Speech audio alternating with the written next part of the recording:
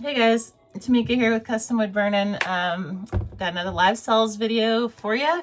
Today is kind of a TLDR recap of the Tuesday chat yesterday where we talked about the live sales experience.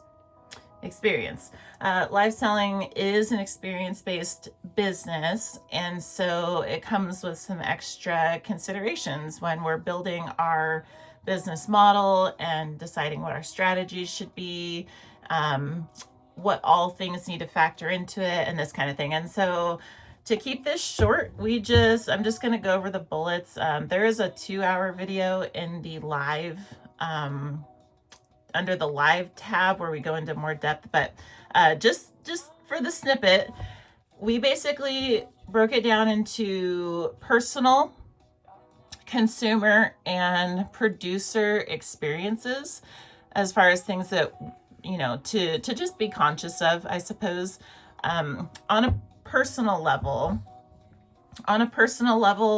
the main thing as a live seller to consider, like personally, is that we are all unique, and it does behoove us to show up authentically when, especially with because people can tell. I'll just leave it like that, because people can tell. And if we're going to do it long term, it's going to drain up every ounce of our being if we don't. And so, but that said, there are expectations, and it does behoove us to show up in a consistent way. And so it takes a minute, but we do have to find, or we do learn eventually, basically who we are, what is our personality as a live seller. It is different, and not to say it's inauthentic, but it is different. Just looking at ourselves from an outside perspective and really looking at how we show up. Are we showing up in the best way, in the way that we want to, as far as professionalism, as far as our positivity and certain things, right? Because it's a show, it's a whole production, and so we got to show up in a certain way, but consistently. And it takes a little bit to figure this out, right? Because we're used to static listing platforms where we just take our sweet time, no pressure, get these beautiful photos, write up a good description with keywords and all this kind of stuff, and then we wait, right? But when we're showing up in real time in front of a real audience, and there's globally, there's all these extra, personality really matters. Our energy and how we show up really, really, really matters. And so it takes a little bit to figure out, how do we personally want to show up. That's the main thing, or the first thing. The next is consumer experience. This is the factors here are just chewing on the fact that consumers are able to shop differently. The consumer experience is different in real-time live sales than it is on platforms that you just type in the search bar what you're looking for, and then you're just looking for the products. You don't care who it comes from as much. You don't really, the descriptions are extra important. Photos are great. But with live sales, you can communicate back and forth with the seller and producer and or sourcer or maker or this kind of thing, and that just simply changes stuff. There are plenty of accounts of folks that will purchase from sellers that they like, even spend more than purchasing the same items from sellers that they don't connect with as well, or there's just something missing there. And so there's this very transparent relationship between buyers and sellers in live sales that we do have to factor in my opinion. Entertainment is super important. If we have we can have the most amazing products, but if we don't have that entertainment factor built into our show, we're missing a huge part of the consumer experience, because people are viewers before they are buyers. And so working this into our show process somehow is really important. And then just being mindful that live sales do come with a calibration on expectations for buyers, because they are different than what we're used to, right? There's no buying things on Whatnot and getting overnight shipping, right? And like, there's always instances of things, but like by and large, you're waiting 3 to 14 days to get packages. This is not Amazon. This is like, one person doing the selling and the shipping. Oftentimes, we live in an instant economy, and so expectations are set on corporate, and then they have to recalibrate to this like mom and pop shop online business type of format. And so just being aware can help us on the customer service end and the delivery and follow through of our items with our consumers and our buyers. And so just being mindful there. And then the last area is the producer experience. Producers, i.e. sellers, have a totally different experience in live sales than they do in traditional online sales.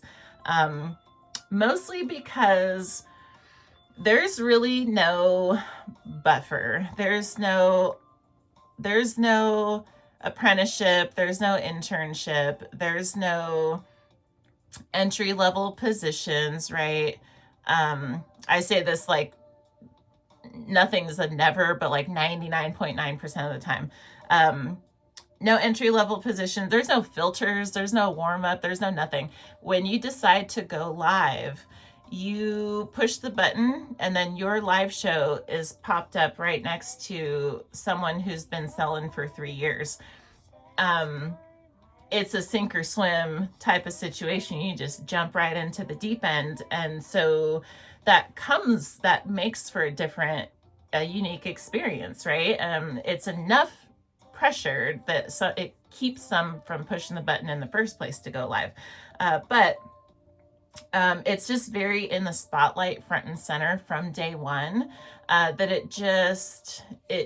there's a huge mental game that comes with it on being able to just go, you know what?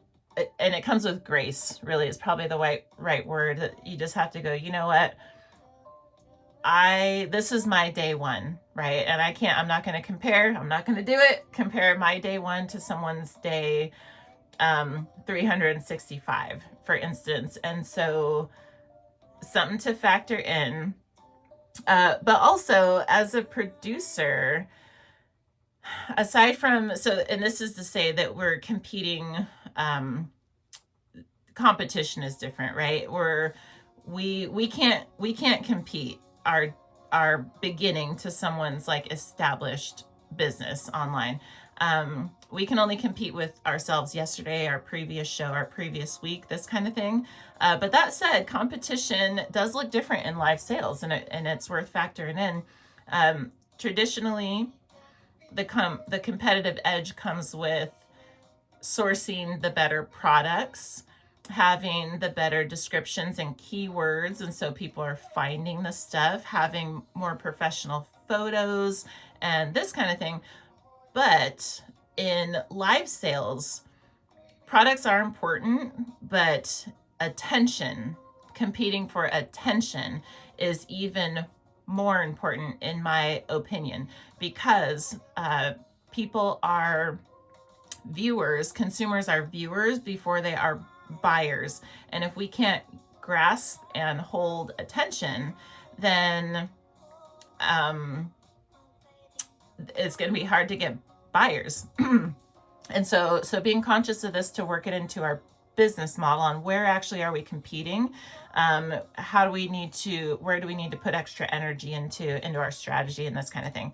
And then the last thing with being a producer, that is a little bit different in live sales is that you are fully accountable for everything with no safeguards. There's nothing to protect you from, not to be scary about it, but there's really nothing in the way of you and just everybody on the internet, right? And so there's no cut and corner. Anybody that does anything unethical, it is called out immediately. There is a different level of accountability that comes with live sales, because you don't get to, it's not like being a receptionist or a hostess where you can say, well, my boss is telling me that. No, you are the CEO and the hostess and the seller and the packager and shipper and the sourcer and the financial department and the marketer and all the hats. We talked about this, all the hats that we wear in a pie chart. We're everything. So everything we do is on us 100%. Yes, some people have teams, but by and large, everything's on us, and our consumers know that, right? Our viewers understand that fully. And if we mess up anything, good, bad, or indifferent, it is 100% us. And just really stepping, and most people are pretty good about this, but we do see, those who bring those antics over to live sales and it doesn't work, right? Because people will hold us accountable on every little thing. And so it would behoove us to go into it knowing that, and just from the beginning build a reputation with that in mind. Just do the best we can, and really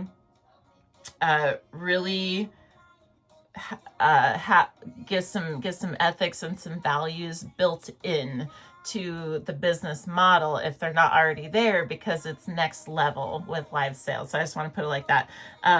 But also with producing and all these things on a personal level and everything, there's something to be said about like really learning to give ourselves grace. It is, everybody's on a learning curve. It's a lot. It's very intense at times. There's a lot of ups and downs. It is a whole emotional roller coaster to do live selling. And so that it's a journey. It just is a journey. People make it look easy, but it is a journey, and it's a very personal journey. And so knowing that everybody goes through the ups and downs and all this kind of stuff is, I think, helpful to just keep in mind that like whatever we're going through, it's not just us, right? It's like we just don't see everything that everybody else is going through. So anyway, that's basically the TLDR for 13 minutes. I tried so hard to keep these to 5 to 10, but either case, we'll cap it here. We'll probably go into some depth in each of these in upcoming videos, but for now, I would like to thank you for watching and ask you to give it a thumbs up if you found value here. If you have any questions, please don't be shy. And otherwise, I'll just wish you a happy live selling, and I hope to see you next time. Bye-bye.